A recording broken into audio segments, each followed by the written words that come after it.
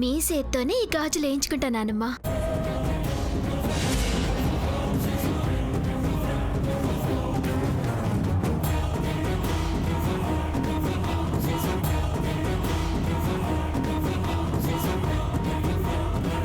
రాజా వారి పుట్టినరోజు నాడు షాండ్లియర్ పడటం అనేది ప్రమాదవశాత్తు జరుగుండొచ్చు. వచ్చే పుట్టినరోజు నాటికి నా భర్త లేచి నడుస్తాడేమో, మాట్లాడతాడేమో అనుకుని కళ్ళు పెద్దవి చేసుకున్న వాళ్ళ దిష్టి ఇది.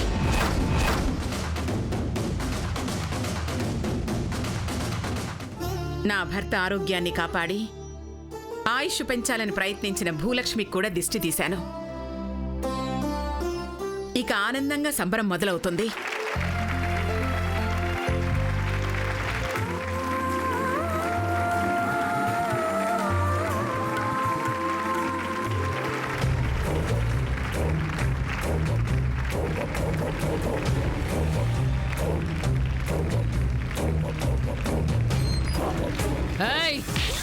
దొంగతనం చేసి అడ్డేటే పోతున్నావు.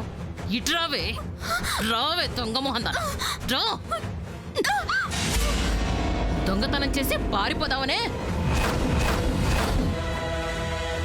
ఎవరత్తయ్యా? ఇంకెవరు? మీ అత్తగారి గారాల పట్టి ఈ భూమి నీ గాజులు దొంగతనం చేసి పారిపోతుంది. గాజులు దొంగతనం చేసి పారిపోతుంది.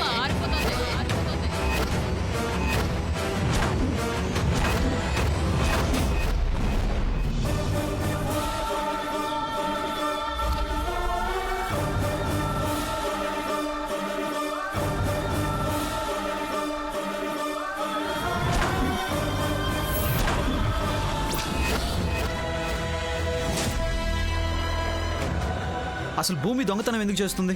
ఎందుకు చేస్తుందని నన్ను అడుగుతావే? చేసిన వాళ్ళని అడుగు.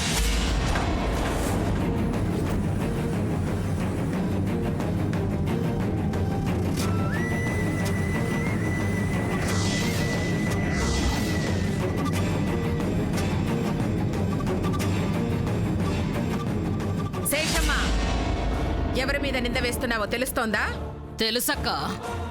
దొంగతనంగా 2 సార్లు గోడ దూకి మన ఇంటికొచ్చి బావగారి కాళ్ళకి నూనె పూసిన మహాతల్లి భూలక్ష్మిని అంటున్నాను.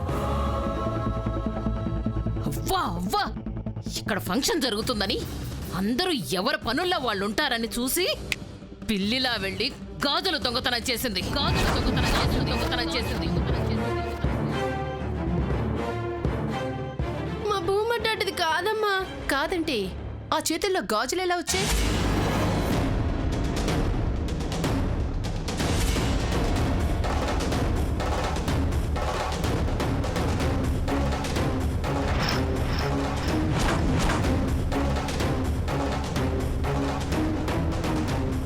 నానమ్మే నా చేతులు బోసిగా ఉన్నాయని గదిలోకెళ్ళి గాజులేసుకోమన్నారు.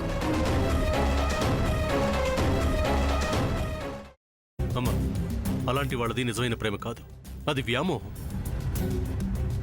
ఎగ్జాక్ట్లీ చిన్నత్త. నిజంగా ప్రేమించుకున్న వాళ్ళు అలా చేయరు. ఎంత మనసు విరిగిపోతే కన్న కూతుర్ని పట్టుకొని మా దృష్టిలో చచ్చిపోయా ఉంటుందా తల్లి? అది సరే అమ్మా, తన కూతురుతో తన మాట అనేటప్పుడు ఆమె మాటల్లో వ్యథ, కళ్ళల్లో బాధ గమనించావమ్మా?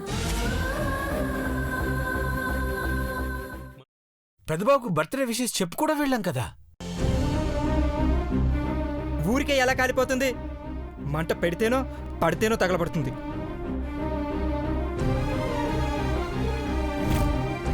కరెక్ట్ చిన్నబాబు, నీకొచ్చినట్టే నాకు డౌట్ వచ్చింది. పార్వతే షర్టును తగలబెట్టిందనుకుంటా.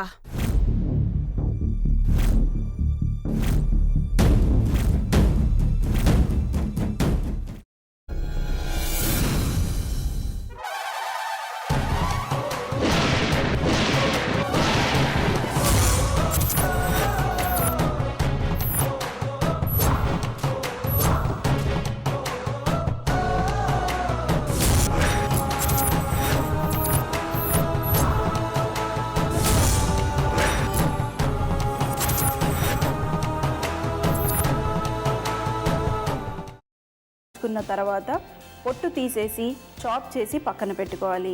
ఒక ప్యాన్లో కొద్దిగా నూనె వేడి చేసి అందులో ఆవాలు, మినప్పప్పు, శనగపప్పు, కరివేపాకు, సన్నగా తరిగి పెట్టుకున్న ఉల్లిపాయలు వేసుకుని 1 నిమిషం పాటు వేయించుకోవాలి. ఆ తర్వాత కాల్చి కట్ చేసి పెట్టుకున్న వంకాయని కూడా అందులో వేసుకుని బాగా మిక్స్ చేసి బౌల్లోకి ట్రాన్స్ఫర్ చేసుకుని అందులో తగినంత చిక్కటి పెరుగు లేదా పల్చటి పెరుగు వేసుకుని మిక్స్ చేసి అన్నంతో కానివ్వండి, చపాతీతో కానివ్వండి సర్వ్ చేసినా చాలా బాగుంటుంది.